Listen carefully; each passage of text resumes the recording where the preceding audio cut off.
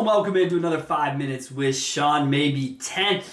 Thank you so much for the support on the Mental Health Monday last week. But out of that discussion came a very interesting one, which is this idea of stigma, right? So the idea of stigma around mental health, to me, is it's like any other stigma. You know, it sucks. And most stigmas are coming from miseducation.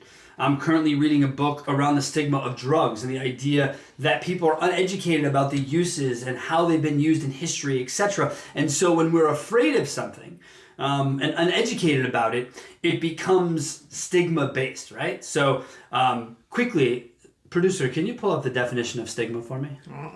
Okay. I'm wondering, because I thought about it last night. I didn't pull it up, but... I don't have my microphone. I know you don't have your microphone, but I'm going to need you to read it either. A mark of disgrace associated with a particular circumstance, quality, or person. Wow. The word disgrace really stands out to me when thinking about stigma, because is it a disgrace to have a mental health condition? No. Is it a disgrace to be a car guy? Now, see, I'm bringing it to my life as stigma related because there are a few things in my history that were related with stigma. The car business. When I was younger, it was always about how do you sleep at night? Where do you go to atone for your sins of being a car guy? How could you dare do this, etc., etc. And, my answers when I was younger were pretty jaded. People would ask me how I'd sleep at night. I'd always answer on a big pile of money, F off. Not a great answer now as approach my 40s here, but in the moment, phenomenal answer.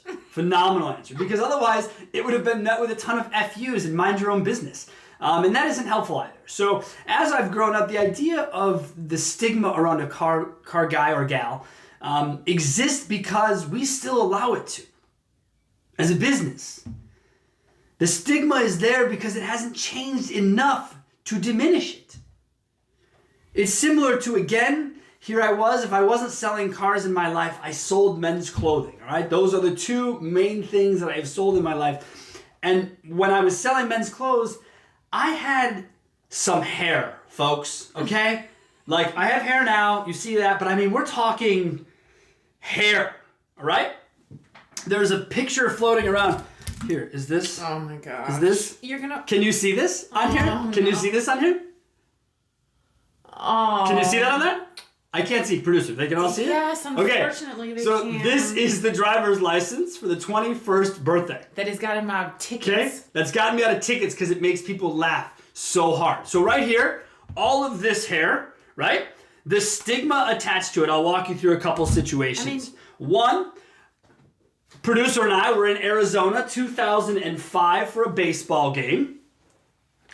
That hair, a hemp necklace better known as a dog collar, my wife called it, a Grateful Dead shirt as I have on now, and a pair of patch shorts. If you're not familiar, look them up. They're awesome, They're patch pants and patch shorts are rocking. And some Birkenstocks, okay? Walking down the middle of a concourse at a baseball game, professional baseball game in Arizona, with 2 beers in my hand, in a crowd of people by myself. But somehow, I was stopped, identified, and pulled to the side. Now, was it because I was carrying 2 beers? No. Maybe. Probably not, okay? Because this is one of the only stadiums I've ever been to in my life, and I've been to a lot of stadiums that serve booze the whole game.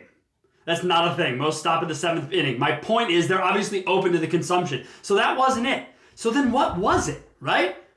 Well, it was the hair. It was the collar. Same thing happens at TSA when I was younger. Same thing happens no matter where you are, right? But it's this assumption, this stigma that he's got long hair, he's a hippie, he's probably a shitless pothead who sits around and does nothing all day, those sort of things. That isn't fair. To me. Now, I realize there are much larger stigmas in this country, but I am trying to relate it to my own, which is being called a car guy when it was some negative connotation, when it's being called a hippie that is somehow a negative connotation. Those are not, they're based in fear. They're based in fear. So this cop sees me, takes me aside, asks for my ID. I pull out my ID. I also happen to have my wife's ID with me, just because she's my girlfriend. She still has her same last name as she did when she was my girlfriend. The point is, I had her ID, which apparently, according to this cop, was against the law somehow. I don't know. We got in this whole big long thing, and I basically said after 5-7 minutes of light interrogation as to what I was doing with my life and why I was attending a baseball game was, are you done here? Like, do you have any other cause for this? Because I'm already over it. So I want to move on. And the same thing would happen with people as we relate to the stigma of mental health. We should be talking more about it because education of mental health is key. Now, I'm someone who, I'll be the first to tell you, when I was younger and someone would tell me they were depressed, as a fairly high energy guy, I never really got it. And I'd always say, yeah, just push past it. Just be different. That is not so easy. And now I know that. So I am totally behind the idea of addressing one's issue, knowing what it is, but then doing everything humanly possible to improve it.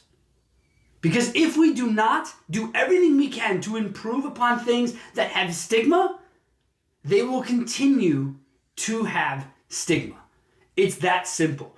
And again, I relate it to the car business. If we can't be better at transacting with our consumers and they still have a fear, maybe it's not even a fear, maybe it's just the idea of that I expect this to be a negative situation.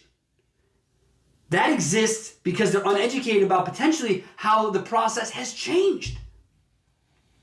And that's what we need to do a better job of, is education. Okay? Again, as a hippie, I had to educate people that I had a full-time job. That picture you saw, imagine that with a beautiful suit, shirt, and tie, baby, rocking every day. Because that's how I rolled. Your hair didn't also look like that. It was nice and clean and curly. Well, yeah, but still, I mean, it was size, right? But it was, it was cleaned up for work, right? But one of the guys that I had worked with had dreadlocks. So every time my boss, my next level boss, had dreadlocks, so every time someone would come to me and say, well, the hair, I would say, yeah, no problem. As soon as the boss cuts his dreads, I will put a chopper to this bad boy. And it never happened because it wasn't a thing. But there was stigma attached with us that maybe people wouldn't take me seriously in my nice shirt, tie, and suit if I had big hair. And guys, to be honest with you, I was working on the North Shore of Chicago, which I don't know how many of you know that area, a great Jewish population out there. They loved me. They loved me. Every woman that came in wanted to touch my hair. It was a discussion point, right? It started conversations.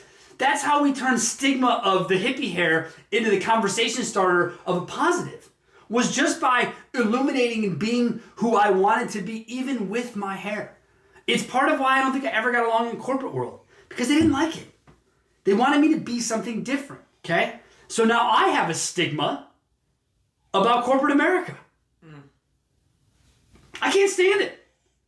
I cannot stand it. Any part of it. And coming up in future shows, you will hear more about why. Trust me. Trust me when I tell you that. So Ryan Peterson is the guy who brought up stigma on the Mental Health Monday on LinkedIn. And his point was, why aren't we having more discussions around mental health? So it got me thinking that I'm going to do my best with our little platform here to once a month bring you someone or some piece of content that is related to mental health, because I want to remove the stigma. Now, everything else I do in my world is about the car business, to remove the stigma from there, because as you guys know, my one thing is to leave the car biz better than I found it. And I think by doing so, removing stigma will be a huge, huge part of that. So I want you to sit back and think about the things that you yourself attach stigma to. Too many words in one place.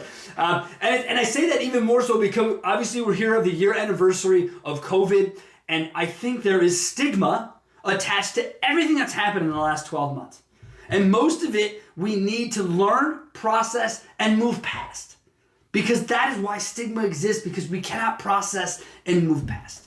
So please, do your best to eliminate stigma whenever possible. And as always, thank you for joining me. I look forward to you joining me again next week, where I'm going to be bringing you some high-end dealer talent. Have a great week.